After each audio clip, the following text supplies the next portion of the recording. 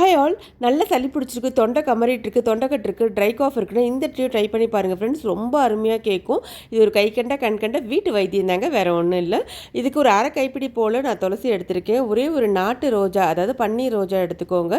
கூடவே ஒரு டீஸ்பூன் போல் சீரகம், ரெண்டு கொழுந்து வெத்தலையை நல்லா கிள்ளி சேர்த்துக்கோங்க. 3 டம்ளர் தண்ணி விட்டு இப்போ நான் சொன்ன பொருட்கள் எல்லாத்தையும், துளசி, வெத்தலை, நாட்டு ரோஜா, சீரகம், இது எல்லாத்தையும் நல்லா பிச்சு போட்டு நல்லா 3 டம்ளர் தண்ணியில் கொதின்னு லோ ஃப்ளேம் நல்லா கொதிச்சு இறக்கட்டுங்க.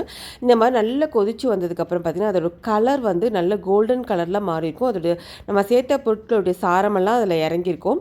இப்போ நல்லா தண்ணி கொதிச்சு தண்ணி வற்றினதுக்கப்புறம் இதை ஃபில்ட்ரு பண்ணி எடுத்துக்கலாம்.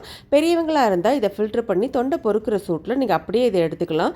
சின்ன பசங்களுக்கு கொடுக்குறதா இருந்தால் வார்மாக வச்சு உங்களுக்கு இது கூட பனங்கற்கண்டு சேர்த்து 1 to 3 டேஸ் நீங்கள் கொடுத்துட்டு வந்தீங்கன்னா கோல்ட் காஃப், ட்ரை காஃப் எதுவாக இருந்தாலுமே கம்ப்ளீட்டாக கிளியர் ஆகிடுங்க. ட்ரை பண்ணி பாருங்கள் friends. Thank you, bye, take care.